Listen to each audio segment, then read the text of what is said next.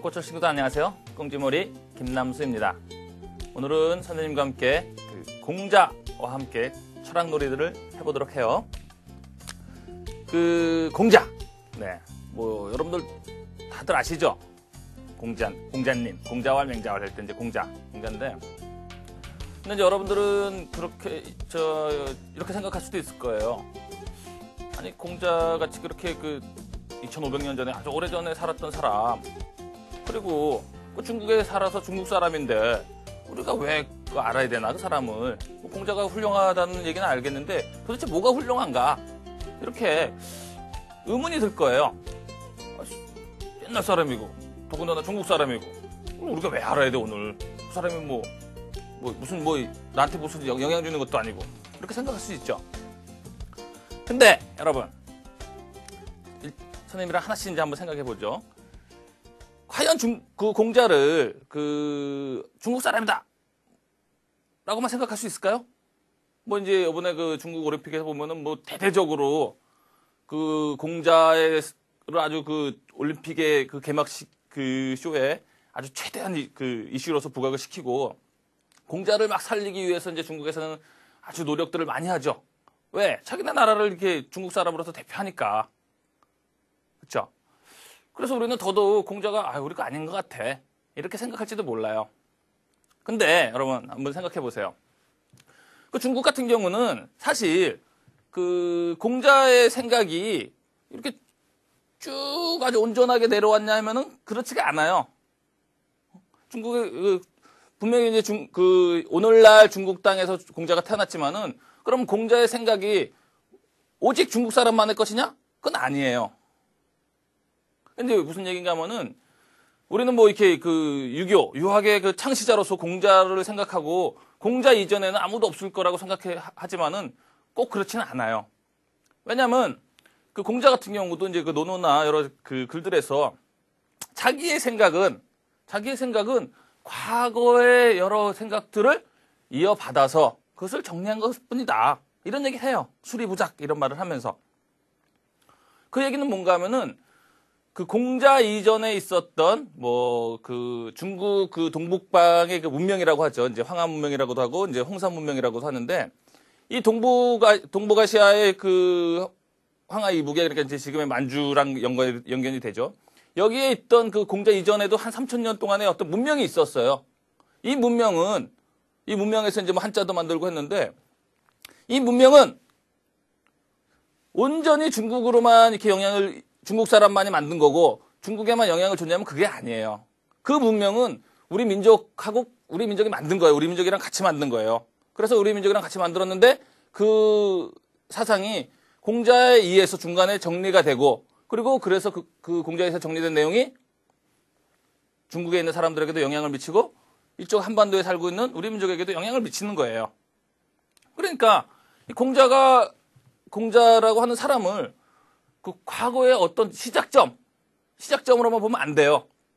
그 이전의 내용들을 중간에 정리하고, 그래서 그걸 체계화시켰기 때문에 오늘날 우리가 알고 있는, 그리고 기록으로 남은 최초의 사람이기 때문에 유학에 있어서, 그래서 우리가 이제 그 사람을 이렇게 시초라고 보지만은 내용적인 면에 있어서는 그 이전 문화들을 정리했다, 이런 측면이 강하죠. 그래서 그 이전 문화는 우리 민족이 주도적으로 만드는 문화 내용들이에요. 네, 무슨 얘기인지 아시죠? 그리고 또 하나, 이제 공자의 내용은 중국에서는 여러 번 이렇게 제대로 이렇게 활성화가 안 돼요, 사실은. 제대로 활성화가 안 되고 막 비판을 받고 하다가, 송나라 때 이제 주자에 의해서 쭉 다시 좀 이렇게 부각이 됐다가 다시 또 이렇게 명나라나 이렇게 청나라를 거치면서 그렇게 또 이렇게 부각이 안 되죠. 그런 의미에서 봤을 때 우리나라 같은 경우는 어때요? 삼국시대에 들어왔지만은 고려시대, 그리고 조선시대 500년이 공자의 유교 이념에 의해서 500년이 지탱이 되지 않습니까? 우리는 500년 동안 그것을 발전시켜온 나라예요. 그렇죠? 근데 거기에 비해서 중국은 또 20세기 들어와서 문화혁명이다 해갖고 공자의 사당도 막 부시고 해갖고 공자 사상을 아주 헌시짝처럼 막 버리죠. 그러다가 다시 최근에 이제 자신의 나라들의 필요성, 어떤 필요성이냐면은 우리도 이렇게 문화적으로 어떤 이렇게 자부심이 있다. 아니면 이제 이게 소수민족으로 나눠져 있는 중국 그 대륙을 사상적으로 통일하기 위한 필요성에 의해서 공자를 다시 부각시키는 거예요. 올림픽 같은 계기를 통해서. 그에 비해서 우리나라는 비록 중국에 비해서 땅덩어리도 작지만은 공자의 사상이 온전하게 이어져 오는 나라라고 볼 수 있어요. 예. 그래서 그 공자를 단순하게 중국 것이다 이렇게 생각하면 안 돼요. 오히려 공자의 본래의 생각들은 우리나라에 더 많이 남아있고 우리나라가 더 많이 발전을 시켰어요. 그리고 그것을 이후에 더 발전시킨 사람들도 사실은 중국보다는 우리나라 사람들의 역할이 더 커요. 그렇죠? 그럼 공자의 어떤 사상 때문이냐? 공자의 어떤 사상이 과연 오늘날에도 영향을 주느냐? 이걸 한번 생각을 해봐야 돼요. 단순히 과거 사람이라 그래서 옛날 거야 이렇게 보면 안 된다는 얘기죠. 자, 그래서 선생님이랑 이제 워크북을 같이 한번 풀어보면서 이 문제를 다뤄보도록 하죠. 네, 워크북을 볼까요?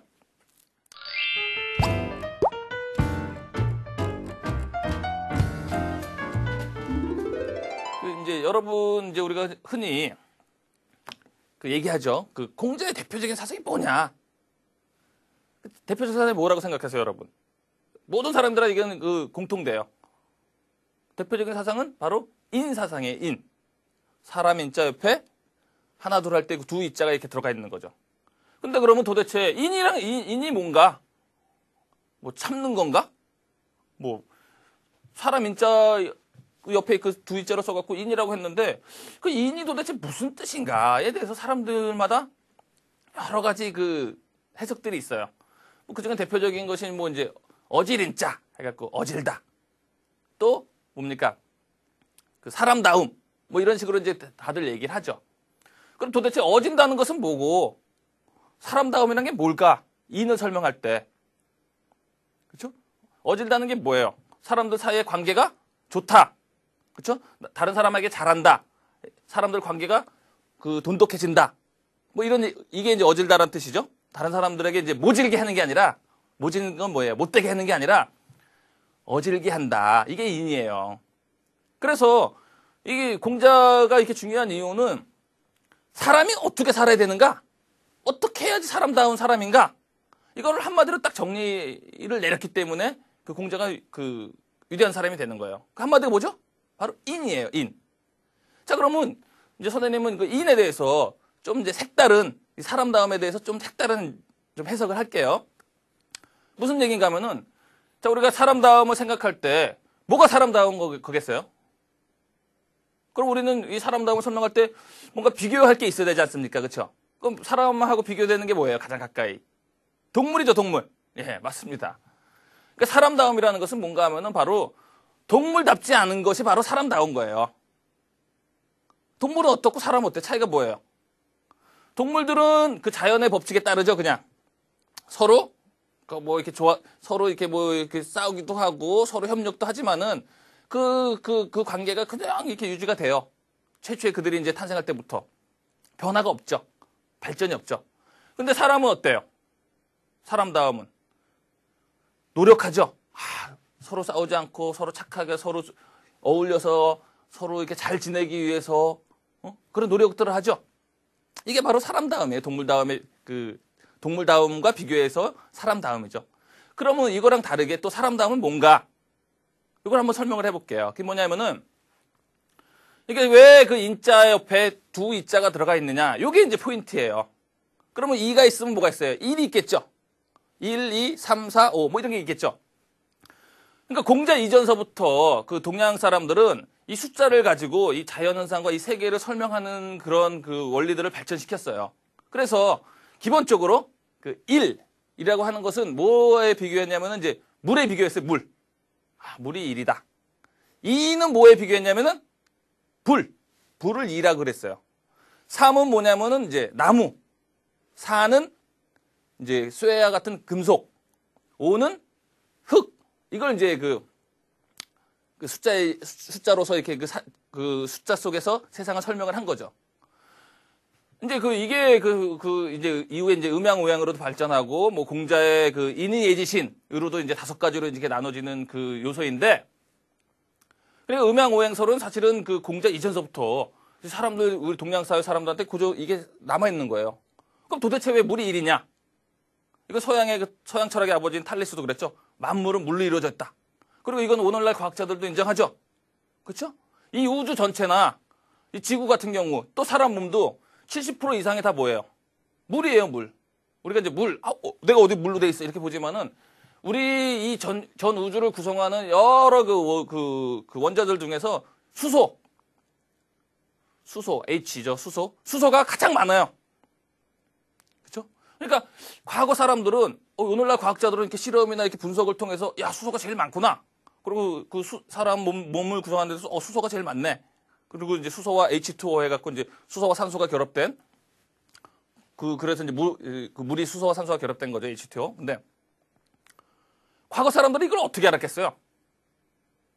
그렇죠? 과거 사람들이 이렇게 생각을 통해서 하는 거예요. 가만히 생각해 보니까 다 모든 이렇게 것들에 물이 있고 물이 이렇게 회전하면 이게 구름이 됐다가 비가 됐다가 강물이 됐다가 바다로 됐다가 그래서 물 속에서 생물들이 살고 나무도 물이 있어야 되고 사람도 물을 먹어야 되고 그래서 모든 만물의 출발은 물이구나. 그래서 물을 이제 첫 번째로 이제 중요하게 생각했죠. 물을. 두 번째는 불이에요, 불. 물만 갖고 이렇게 움직입니까, 물이? 물을 이렇게 끓이거나 데우거나 태양빛이 있거나 열이 있어야지 뭐가 이렇게 변화가 있지 않습니까? 그렇죠? 그리고 두 번째는 불이 되는 거예요. 세 번째는 뭘까요? 네, 세 번째는 이제 이 물과 불의 변화에 의해서 만들어진 생명체죠. 그 생명체를 기본적으로 나무로 표현한 거예요. 그러니까 그래서 이제 삶을 이제 나무라고 하는데 여기서 나무라고 해갖고 굳이 이제 우리가 주변에 보는 나무만 생각하면 안 돼요.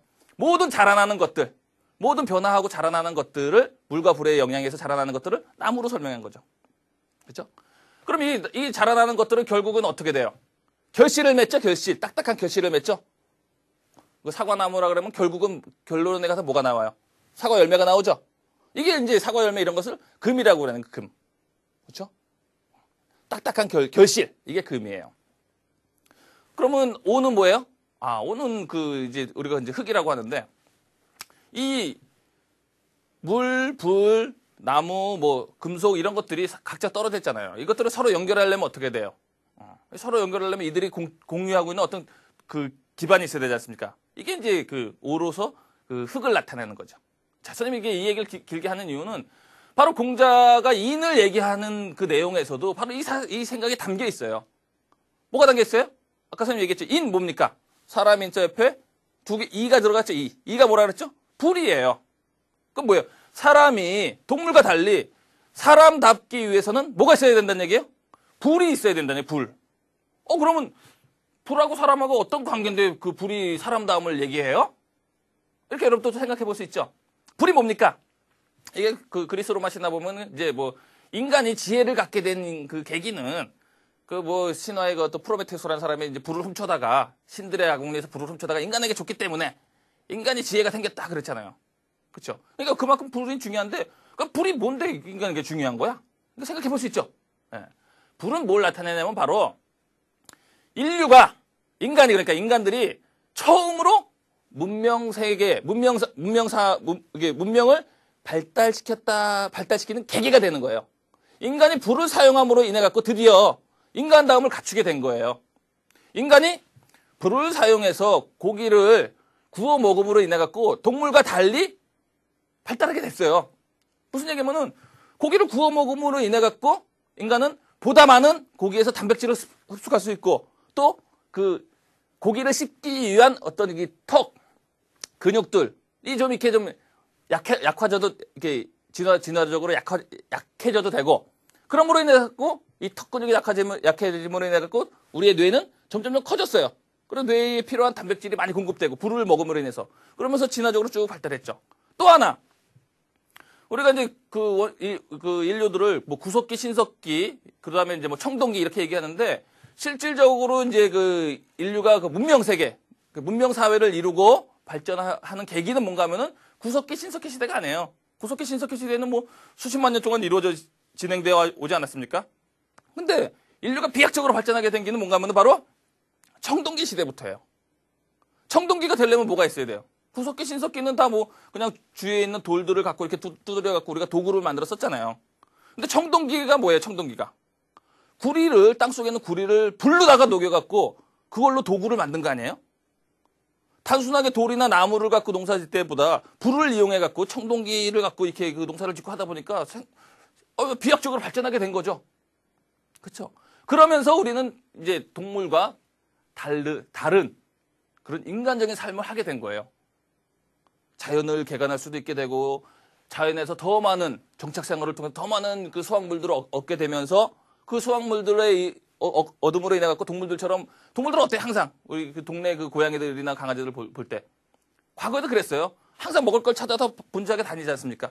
근데 인간은 청동기를 딱 사용하면서 문명을 이루고 나서부터 어떻게 됐어요? 정착 생활이 고정이 됐고 정착 생활을 하게 됐어요. 그러면서 그 생산물이 많아지니까 어때요? 모든 사람이 다 먹을 걸 찾아서 돌아다니지 않아도 되죠. 그럼 어떻게 돼요? 생각을 더 많이 하고 글을 발달시키고 인간다운 어떤 예의를 갖추게 되고 뭐 이런 여러 가지 생각들이 발전하게 된 거예요. 그게 이제 지금부터 이제 대략 한 5,000년에서 7,000년 경이에요. 그때부터 내려오던 그 여러 가지 이제 그 문명이 발전하는 내용들이 그 공자 시대에 와서는 총정리가 되는 것이죠. 그 총정리된 내용이 바로 오늘날 우리에게까지 연결되는 거죠. 그러니까 이 공자가 얘기하는 이 어질 인자에는 사람다움이란 뜻이 들어있고 사람다움이란 과연 뭔가? 그건 바로 문명 생활을 하는 사람이에요. 동물처럼 사는 게 아니야. 서로 관계를 잘 맺고 스스로를 발전시키고 이런 모습이 담겨 있다는 얘기죠. 굉장히 중요하죠? 그런 의미이기 때문에 정말 사람은 동물과 다르구나 이런 것들을 이렇게 체계적으로 설명했기 때문에 공자는 중요한 거예요. 오늘날에도 중요하죠? 그렇죠? 근데 이제 이 생각은 중요한데 공자가를 이렇게 이제 사람 관계에 대해서 그 당시 시대에 맞게 뭐 이렇게 임금과 신하와 부모와 자식과의 관계 여러 관계들을 이렇게 쭉 세부적으로 고정적으로 이렇게 지금 설명한 게 있어요. 이제 그런 것들은 시대의 변화에 따라 또 바뀌어야 되는 거죠. 항상 모든 것들은 이게 양면성이 있는 거예요. 좋은 면이 있고 나쁜 면이 있고. 그래서 우리는 좋은 면은 계속 개성 발전해야 되고 나쁜 면은 어떻게 돼요? 예, 그거는 그냥 그거는 그분이 그 당시 시대적 한계 때문에 이렇게 생각할 수밖에 없었어. 그리고 무시하면 되는 거예요. 무조건 공자 자체를 죽일 놈 살릴 놈 이렇게 할 필요는 없다는 얘기죠. 네. 그래서 이 부분에 대해서 공자에 대해서는 우리는 공자 하나만 볼 것이 아니라 공자 이전 시대와 공자를 통해서 정리된 내용과 그것이 이후에 오늘날에게 아직도 영향을 주는구나. 이걸 생각해 보고 그 내용을 이제 세부적으로 들어갈 필요가 있는 거예요. 아셨죠? 네. 다음 문제를 볼게요.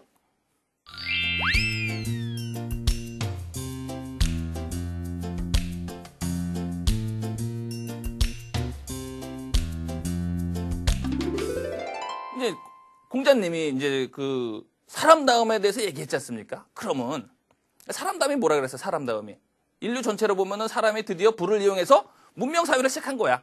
그럼 개인적으로는 어떻게 되겠어요? 우리가 사람이 딱 태어나면은 태어나자마자 유창하게 뭐 한국말을 하고 언어를 얘기하고 자기 의사를 표현하고 그럽니까? 모든 인간은 아무리 현대에 태어났다고 하더라도 태어나는 그 순간은 어때요? 뭐죠? 뭐 동물들하고 차이가 없어. 동물하고 똑같지 않습니까? 그렇죠? 근데 이 아이가 자라나면서 점점 사람다운 모습을 갖춰. 어떻게 갖출 수 있을까요? 저절로 이게 그냥 아무 생각 없이 가만히 놔두면 이게 사람다움이 됩니까? 우리 여러분 그 늑대 소년 이런 얘기 있지 않습니까? 이게 어렸을 때 그 숲에 버려졌는데 나중에 늑대들에 의해서 키워졌다가 어쩌고저쩌고 해갖고 결국엔 그 사람은 사람답지 못하고 늑대처럼 이렇게 살다가 죽었죠? 그것처럼 마찬가지로 우리 인간이 이 사회 속에서 교육을 받지 않으면은 결국은 과거 구석기 시대의 그 동물들의 모습, 구석기 이전 시대죠.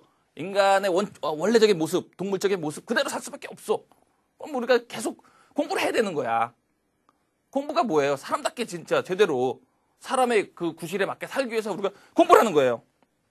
그러니까 공자는 항상 이 공부에 대해서 처음부터 끝까지 강조한 거야. 여기서 말하는 공부가 뭐예요? 여러분 학교 수업에서 이제 시험 성적 잘 보고 이것도 물론 공부야. 그렇죠? 이것도 공부입니다. 그렇지만 기본적인 공부는 뭔가 하면은 인간이 자신의 그 지적인 능력을 타고났지만은 이것을 개발한다는 게 뭐야? 주변 환경들을 알아야 된다는 얘기야. 세상이 어떻게 돌아가고, 선생님을 찍고 있는 저 카메라의 원리는 도대체 뭔고? 궁금하지 않습니까? 동물들이 이런 거 하지 않아요. 그리고 책에 무슨 내용이 담겨 있는데 이게 무슨 뜻인가 궁금하지 않습니까? 그리고 또 뭐 우주는 어떻게 만들어졌을까? 나는 도대체 뭘까? 이런 거 하지 않습니까? 궁금해요. 그렇죠? 근데 사실은 이제 이런 궁금증과 호기심들이 많이 사라졌죠. 여러분들 없죠 거의. 왜 없겠어요? 여러분들이 뭐 궁금증을 갖기 이전에 뭐 배워야 될 게 너무 많아. 진도가 이렇게 나가야 되고, 그렇죠? 점수를 어느 정도 따야 되고. 그러니까 스스로 이렇게 계속 이게 자기의 능력을 사람다움을 개발하기 이전에 막 주어지니까 싫은 거야 공부하는 게. 그렇죠? 막 수동적으로 막 강제로 막 시키니까 강제로 하면 누구나 다 싫어해요. 반발하지. 근데 사람답게 살기 위해서 그리고 자기가 정말 나는 인간으로서 왜 태어났고 지금 내가 살고 있는 주변은 어떻고 이런 상황들을 하나하나씩 알아나가는 것은 굉장히 재밌어요. 스스로 알아나가는 것은. 왜? 우리 막 문제가 안 풀렸다가 어떤 상황이 막 헷갈렸어. 막 잘 모르겠어. 근데 그걸 딱 알게 됐어. 그럼 어때요, 기분이? 와, 좋죠? 아주 낑낑 고생해서 이렇게 문제를 딱 풀었어. 아주 기분 좋죠? 그렇죠? 공부가 그런 거예요. 스스로 하는 거. 스스로 알아나가는 거죠. 그렇죠? 오늘 현실은 이제 너무 많이 주어지니까 이제 좀 반발이 있죠. 그래서 공자가 그 논어의 첫 장에, 첫 머리에 나오는 게 뭐예요? 하기 쉽지. 공부해. 공부하면은, 이거보다 재밌는 게 어딨어, 공부보다. 계속 알아나가니까. 그쵸? 여러분들 그 하는 오락 있잖아, 오락. 오락도 재밌잖아. 그것도 뭐 공부야, 일종의. 근데 그거는 어때요? 다 깨고 나면은 허전하죠? 그쵸? 뭐 이렇게 이제 나가서 이제 친구들하고 노는 것도 그래. 친구들하고 노는 것도 하지 말라고 하니까 재밌지. 친구들끼리만 평생 놀아라. 어디 섬 같은 데 가서. 그럼 재미있겠어요? 근데 공부는 그렇지가 않아. 행운할수록 재밌는 거야. 왜요? 지금 내가 이 땅에서 이렇게 살고 있지만은 공부를 통해서 과거 100년 전, 200년 전, 1000년 전, 그리고 10만 년 전, 20만 년 전, 아니면 이 지구가 태어날 때 46억 년 전, 아니면 우주가 태어나는 순간, 137억 년 전. 이런 그동안 궁금했던 내용들을 다 알게 되는 거거든. 얼마나 신나. 그쵸? 그래서 공부는 제일 즐거운 것이다. 공부는 즐겁게 해야 된다. 라는 게 공자가 그 제자들하고 나눈 논어의 첫 번째 나오는 얘기예요. 그럼 공부를 통해서 우리는 무엇을 얻을 수 있을까? 공부를 이렇게 많이 한 사람들은 어떤 특징이 있을까? 이게 공부를 많이 해야지만 사람들끼리 어울려 살 때도 도움이 돼요. 공부를 못하고, 공부를 안 하고 못한 게 아니죠. 공부를 했다 안 했다 차이는 뭔가 하면은 자기 판단 기준이 있느냐 없느냐의 차이예요. 공부를 많이 해서 여러 사람들의 생각을 다 이렇게 많이 들은 사람은 그 여러 생각들 중에서 자기의 기준을 딱 정해요. 근데 그런 고민들을 안 하고 그냥 이렇게 동물들처럼 상황에 맞게만 살던 사람들은 자기 기준이 없어. 이처럼 자기 기준이 있는 사람을 공자는 군자라 그랬고 자기 기준이 없이 그냥 상황에 따라서 좋으면 좋고 싫으면 싫고 그렇죠? 그런 사람들은 소인이라 그랬어. 여러분들 가만히 살다 보면은 좋은 게 항상 좋은 게 아니고 싫은 게 항상 싫은 게 아니잖아. 그렇죠? 싫은 것도 쭉 하다 보니까 어느 순간에 더 좋은 게 생겨. 근데 좋은 거만 하다 보니까 결국은 아주 나빠져. 이런 경우 보지 않습니까? 그래서 이런 미래를 이렇게 내다보고 과거를 이렇게 돌아보고 이러려면 자기 기준이 있어야 된단 말이에요. 이런 군자같이. 그래서 공자가 딱 한 얘기가 군자는 군자와 소인의 관계를 이제 얘기하는데 군자들은 서로 같지 않아. 그렇지만 서로 화합해. 근데 소인들은 서로 같아. 근데 서로 화합을 못해. 이게 무슨 말일까? 같은데 왜 화합을 못할까? 여러분은 이제 예를 들어서 그렇잖아. 자기 판단 기준이 없으면은 자기 판단이 기준이 없는 친구들끼리 막 모이면은 처음에는 막 아주 즐거울 것 같아. 근데 결국은 어때요? 서로 막 싸우지? 응? 싸우게 돼. 근데 각자 다름을 인정하고 각자 판단 기준이 있다라는 것을 인정하고 서로 모이면은 우리는 각자 달라. 그걸 서로 알면은 결국은 화합하게 된단 말이야. 그쵸? 이 사회도 마찬가지예요. 우리는 인간들이 여러분 반에 있는 한 50명의 그 친구들이 하루아침에 똑같이 만들어져서 똑같은 사람이야? 아니란 말이야, 인간은 각자 개성이 있고 각자 판단 기준이 있어요. 이걸 인정해야 돼. 각자 다양성이 있는 거야. 다양성을 인정한 속에서 그것을 알고 서로 이렇게 화합을 했을 때 진짜 진정한 화합이 되는 것이지 다양성을 인정 안 하고 우리 무조건 똑같아야 돼. 옷도 똑같이 입고 행동도 똑같이 하고 밥도 똑같이 먹고 똑같은 밥 먹고 이러면 이게 결국은 깨지죠. 이런 관계는. 그러니까 그 동물들 이제 벌들이나 뭐 원숭이들이나 이렇게 무리를 지어 사는 동물들은 그렇게 살 수 있지만은 인간은 인간답게 살기 위해서 사람답게 살기 위해서는 각자가 중요하다 이거예요. 각자 판단 기준을 가져야 돼. 그래 각자 판단 기준 어떻게 가죠? 공부를 통해서 가는 거예요. 각자 공부해서. 그렇죠? 그러니까 즐거운 공부를 통해서 각자 여러분들이 훌륭한 사람이 되는 거예요. 그리고 각자 자기 판단 기준 가져야 된다는 거지. 네? 네.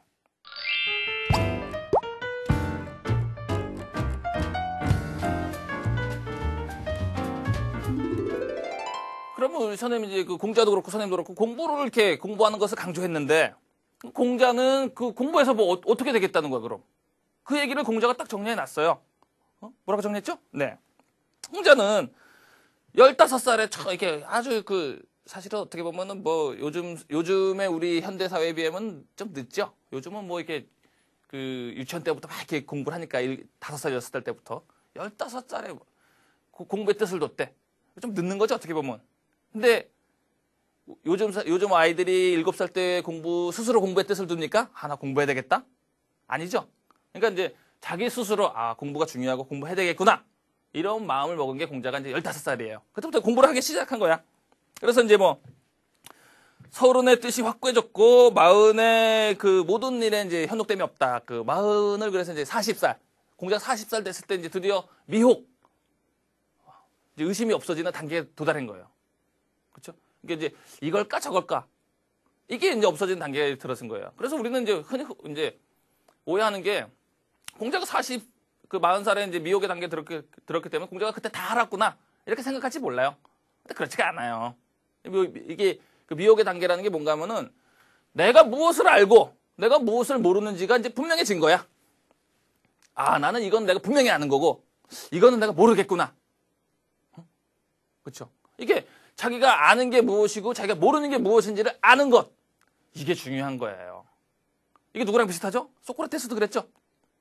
소크라테스 사람들을 다니면서 무슨 얘기를 했어요? 무지의 지를 얘기했어요. 무지의 지. 야, 네가 아는 것만 떠들지 말고 네가 모르는 게 무엇인지를 알아라 좀. 이게 소크라테스의 생각이에요. 공자가 이제 40때 이제 그 얘기를 한 거죠. 그럼 우리가 자기 자신이 모르는 것을 아는 게 왜 중요하겠어요? 왜 중요한가 하면은 내가 모르는 게 무엇인지 알아야지만이 그것을 알려고 노력할 거 아니야. 내가 무엇을 모르는지 모르면은 자기가 이걸 아는 건지 모르는 건지 뭐 그냥 아무 노력도 안 하게 되죠. 근데 공자는 40대 난 이건 알겠는데 이건 모르겠구나. 여러분도 한번 생각해 보세요. 여러분들이 모르는 게 뭔지. 여러분들이 모르는 것조차도 다 뭡니까? 여러분들이 진짜 모르면은 자기가 뭘 모르는지도 몰라. 뭘 해야 되는지도 모르고. 그쵸? 되게 그 시험 같은 데 보면 공부 못하는 애들 보면은 시험 끝나고 나면 어때요? 막 채점하느라고 바쁘죠? 근데 공부 잘하는 사람들은 어때? 시험 딱 끝나고 나면은 이게 채점 안 해봐도 내가 몇 개를 틀렸구나. 뭐를 틀렸구나. 딱 알죠? 틀린 걸 알아. 틀렸음에도 불구하고. 미안하지만 이제 공부를 하는 방법이에요, 여러분들. 공부 못하는 학생들은 다 채점해보고 자기가 맞은 것도 사실은 잘 모르겠고 자기가 틀린 것도 왜 틀렸는지 잘 모르겠고 그냥 채점하는데 급하단 말이야. 몇 점이구나. 그게 중요한 게 아니죠. 우리가 채점해서 뭐 80점이고 90점이고 이게 중요한 게 아니죠. 중요한 게 뭡니까? 내가 무엇을 확실히 알았고 내가 무엇을 확실히 모르는구나. 이걸 측정하기 위해서 시험을 보는 거야. 근데 공부 잘하는 애들은 딱 시험 끝나면 알잖아. 난 못 틀린 것 같아. 몇 점이야. 채점 안 해봐도 굳이 알아요. 이거랑 마찬가지로 인생 전체에 있어 시험이 아니라 인생 전체에 있어서 공자도 40대 그걸 다 알았던 얘기죠. 난 이거를 이제 모르니까 이걸 공부해야 되겠다. 공자가 더 공부하고자 하는 게 뭐였죠? 40 넘어서 공자가 공부했던 내용이 바로 그 역경이에요. 역학에 대해서. 요 역경이 뭐냐면은 이제 이후에 선생님이랑 이제 그 일부 기망 선생에 대해서 다룰 때 좀 자세하게 다룰 텐데 역경이야. 그때부터 공자가 이제 30년 동안 막 그 공부를 한 거야. 그래서 결국은 어떻게 됐어요? 그 50에는 이제 그 하늘의 명령을 알았고 60에는 어떤 말을 들어도 저절로 이해가 돼. 참고서를 보거나 남한테 물어보지 않아도 그냥 딱 들으면 알게 되는 거야. 그리고 70이 돼서 어떻게 됐어요? 내 마음대로 행동해도 법대에 어긋나지가 않는데. 이게 무슨 말이에요? 50,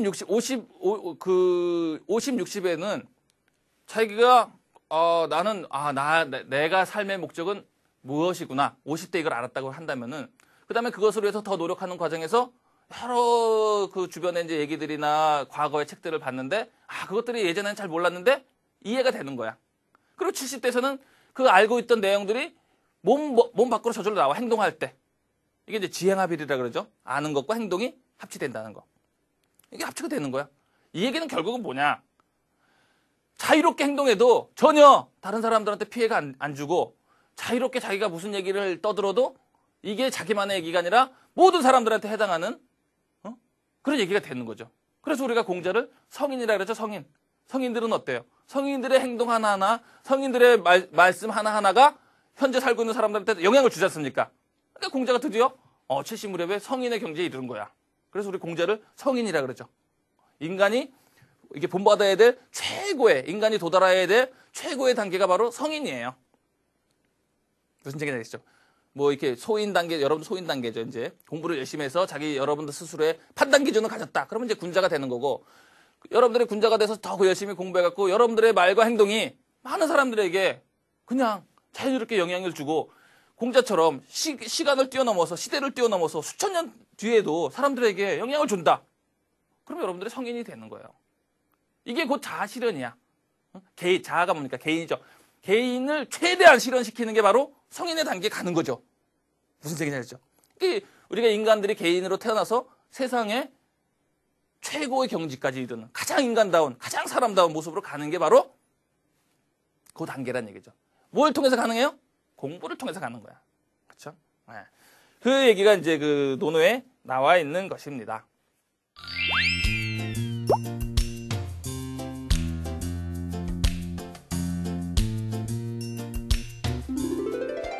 이제 공자는 오늘날 우리가 영향을 주는 이유는 이 사람으로 태어나서 사람답게, 그리고 가장 사람답게 살기 위해서는 어떻게 해야 되는가, 이런 얘기를 했어요. 근데 여러분들은 이제 뭐 군자 얘기하고 성인 얘기하고 그러면 그건 내 얘기 같지가 않아. 난 그냥 소인으로 살래, 편하게.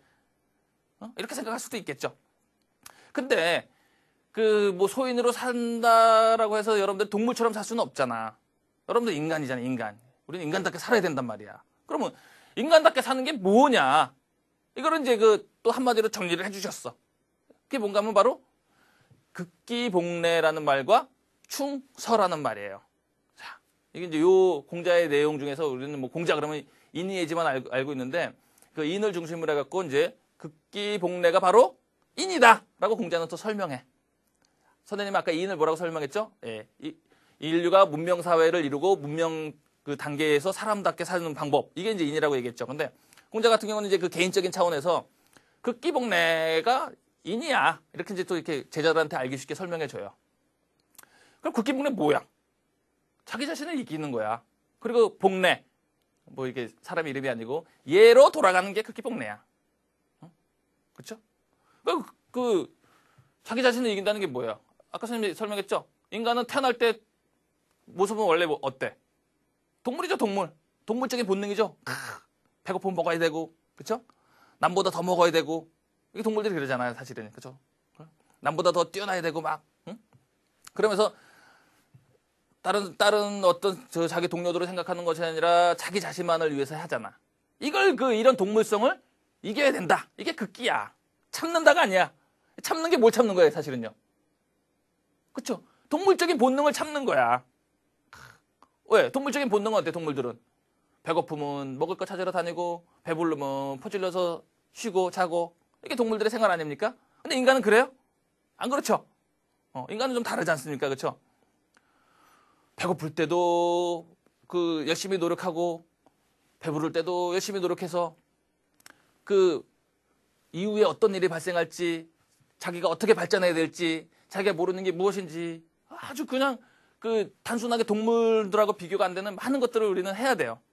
일단은 그걸 하기 위해서는 자기의 동물적인 것들을 이겨야지. 그러면서 이제 예라는 게 다른 게 아니에요. 뭐 예절 이렇게 얘기하는데, 예는 한마디로 얘기해서 이제 사람들 사이의 관계의 관계, 절차, 형식이에요, 형식. 사람들 사이에 일정한 형식이 있어야 되잖아. 사람 각자 판단 기준인 사람들 사이에 자기 멋대로 막 하면 안 되잖아. 그렇죠? 그게 이제 예절이에요. 지켜야 될 거, 사람들 사이의 관계. 그러니까 동물적으로 자기 자신만 생각하는 것이 아니라 여러 사람을 생각해야 된다. 그게 인이야. 라고 알기 쉽게 설명한 거죠. 그게 이제 극기복례입니다. 그럼 이런 사람들은 어떻게 그 극기복례가 가능한가? 그럼 극기복례 모습은 어떤 것인가? 이걸 또 다 설명한 게 바로 충과 서예요. 우리 그 충 그러면은 충성 해갖고 뭐 나라에 충성하는 거 이것만 생각하는데 그 원래 충자는 그게 아니에요. 원래 나라에 충성하고 뭐 높은 사람들한테 잘 보이고 이게 충성이 아닙니다. 충은 뭐예요? 가운데 중자에 마음 심자가 있죠? 가운데 마음이야. 이거 뭐죠? 선생님 아까 얘기했던? 자기 자신의 판단 기준이야. 이게 충이에요. 자기 자신의 판단 기준이 있어야 돼.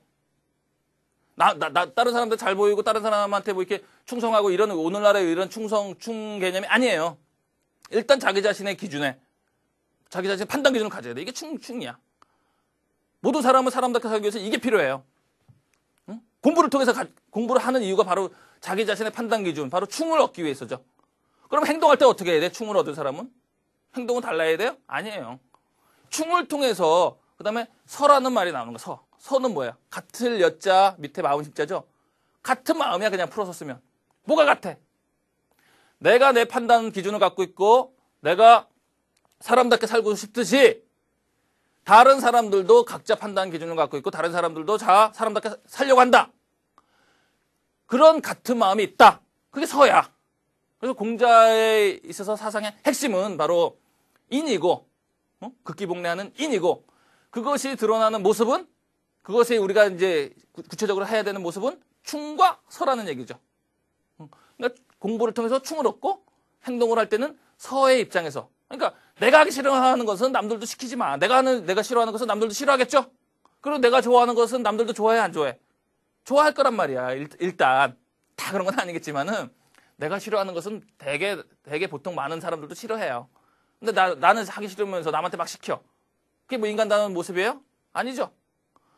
자기는 좋아하는데 남들은 그걸 못하게 해. 그게 인간다운 모습이에요? 아니죠. 동물적인 모습이죠. 자기 자신만을 위하는. 그런 걸 극복해야 된다는 얘기죠. 그래서 우리가 그 인을 통해서 인을 이루기 위해서 사람다움을 하기 위해서는 바로 충과 서를 명심하고 있어야 됩니다. 이렇게 사회가 됐을 때 우리 사회는 어때요? 사람들이 서로 어울려서 평화롭게 행복하게 살 수 있는 사회가 될 수 있겠죠? 네. 공자가 이런 걸 강조했기 때문에 오늘날에도 의미가 있는 것입니다. 물론 이제 이것 이외에도 여러 이제 뭐 자세한 얘기들이 있지만은 가장 공자가 이제 의미가 있는 것은 바로 요 핵심이다라는 거를 명심하시고 여러분들도 그 선생님이 지금 뭐 이렇게 그 선생님 집에 있는 이제 뭐 고양이나 강아지들한테 얘기하는 건 아니죠. 여러분들 다 사람이죠. 인간이죠. 그러니까 여러분들 사람으로 태어났으니까 선생님이랑 마찬가지로 스스로 공부해서 가장 사람답고 그리고 어울려서 살 수 있는 더불어서 그런 훌륭한 사람이 될 수 있도록 같이 한번 철학 공부도 하고 노력해 봅시다. 네, 수고하셨습니다.